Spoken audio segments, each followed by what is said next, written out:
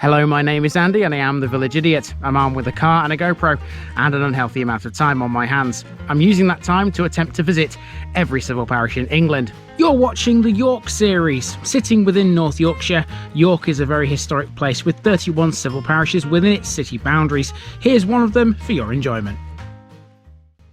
Welcome back to York, everybody. The hat is still on, the glasses are still on because it's still very much a lovely summer's morning here in York, and today I'm going to take you around the second of the two parishes with without in its name. This is Heworth without.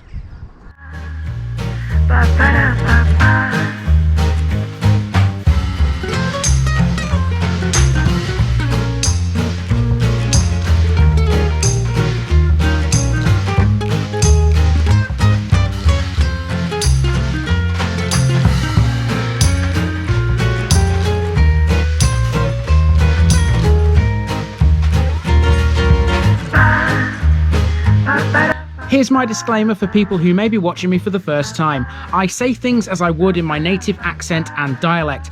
As a result, I may not pronounce things in the same way as the locals do. Remember, I'm a visitor. It's impossible to know everything. Leave me a comment, spin me a like and bash that subscribe button. Let's get to today's parish video. Welcome to Heworth, folks, which is a great example of how crazy parish boundaries are. Welcome to a village where most of the interesting stuff is actually not in the part that I'm covering. Once again, we're in a without, and just like us in Clifton, that means we're in the part of Heworth that was historically outside the old boundaries of the city of York. Much like Osbaldwick, this is another part of York that's expanded greatly during the last century. Heworth is a vast village spanning a great area between the centre of the city and its easternmost reaches. It includes a golf club, several notable buildings like the magnificent Holy Trinity Church, and the site of the now demolished Heworth Manor or Heworth Hall. There's even a boundary stone on Monk's Stray. It's had a fair few notable residents in its time. One of them was Mary Ward, who we learned about back in Osbaldwick, who lived here for a period in the 1600s. The economist Barbara Ward was born here in 1914, as was Alan Leach, the drummer with the band Shed 7 in 1970. Even the national treasure herself, Dame Judi Dench, was born at Heworth Green. However, none of that is anything to do with Heworth without. This is a small part of Heworth that lies to the far east of the main village, and it's almost wholly residential, barring a few landmarks here and there. So as such, it's a short walk and an equally short episode. Let's go again, people.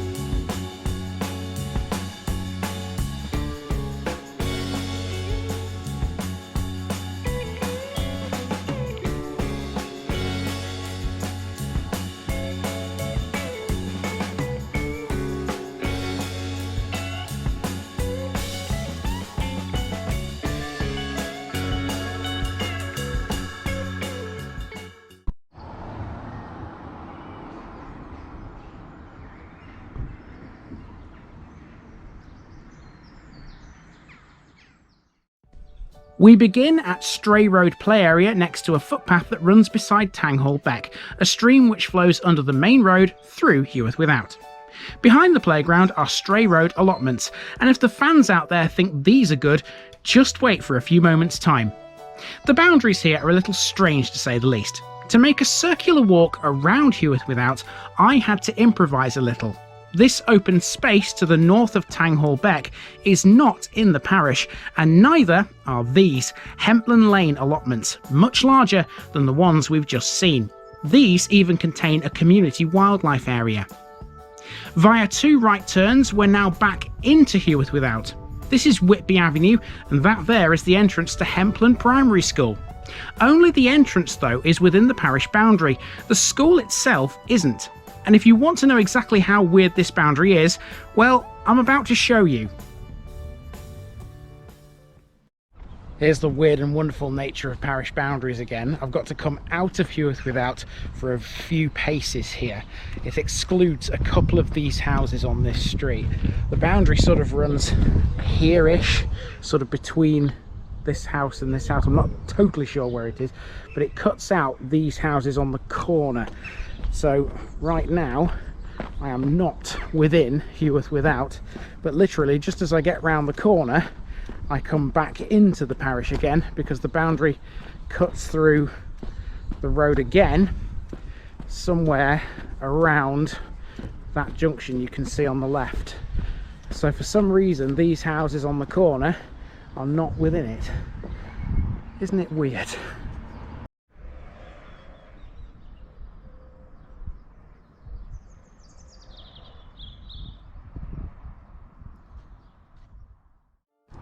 On Stockton Lane is Heworth Christ Church with its tall white spire.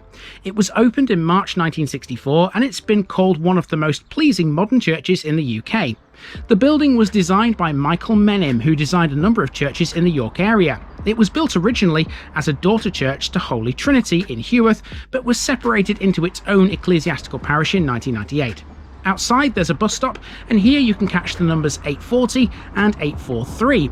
They both run across York, giving residents here easy access to not just the city, but also to both Tadcaster and Malton too. And speaking of residents, from here on in, this route is all about housing. In the same way as Osbaldwick, Heworth expanded greatly during the mid-20th century.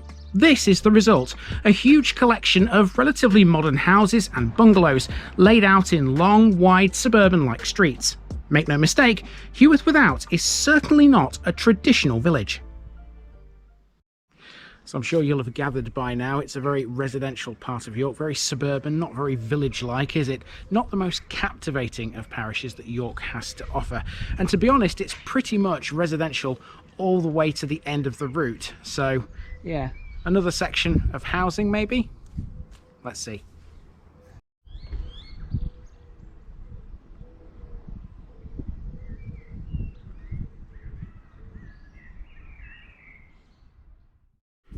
York is a city that's full of cyclists. Seriously, you will always see bikes here. Just as well then, on Ashley Park Crescent, there's a place that repairs them. Now we're back to where we began briefly, on the bridge over Tanghall Beck. This bridge marks the point where Stray Road becomes Applecroft Road, and it's also where this route will end in a few moments' time. Tanghall Beck, by the way, flows under most of York's eastern suburbs before eventually draining into the River Ouse. And the word stray, by the way, is synonymous with York. The strays are 4 open areas of land around the city: Wormgate, Bootham, Micklegate and Monk, the latter being the one that's closest to Heworth. We've reached Bad Bargain Lane now, where we come to Heworth Without's only shop, a Spar, which doubles as the post office. After a couple more streets, I arrived back at the start via Heworth Community Centre, a de facto village hall. A model railway group meet here, you know. And it's outside that community centre that you can find one of these things, the parish notice board, and the card shall be placed on there, and Heworth Without is completed. Now there's one more thing I want to show you here in Heworth Without, and it means going out of the parish boundaries yet again and then coming back into them, and that is the cricket club. We'll take a drive up there to finish this one off.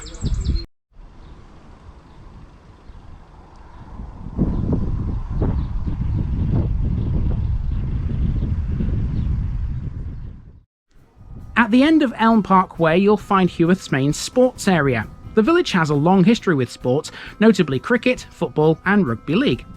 Heworth Cricket Club is said to have been founded way back in 1784, which seems unlikely, but there are no records to prove otherwise. In 2009, they celebrated their 225th anniversary.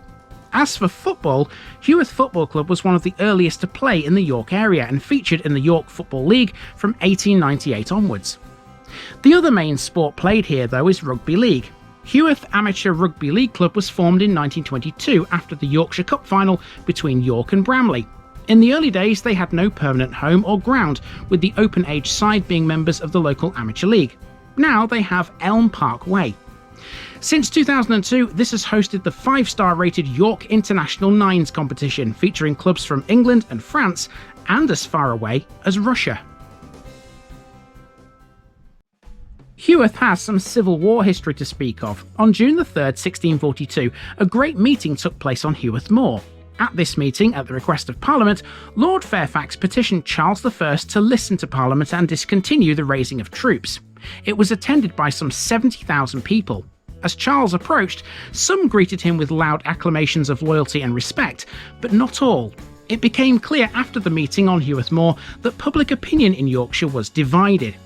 This would lead to a local peace treaty being negotiated for Yorkshire only, and it was known as the Treaty of Neutrality. It was signed by Lord Fairfax for Parliament and Henry Bellasyse for the Royalists. It proved futile though, lasting as it did just a matter of days. Charles returned from the meeting to York before advancing to Nottingham and then London via Warwickshire, where the first pitched battle of the war took place in October 1642, the Battle of Edgehill.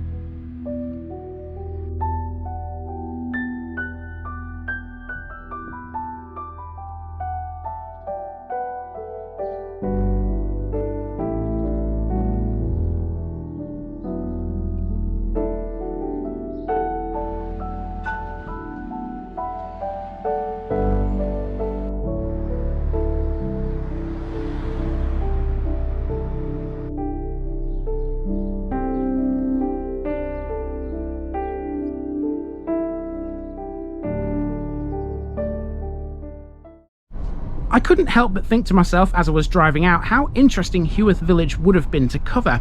It seems so much more interesting than this little slice of suburbia. However, that's the nature of the mission I've created, and I'm sticking to my guns. Next week, it'll be a little bit more like normal again. I'll see you there.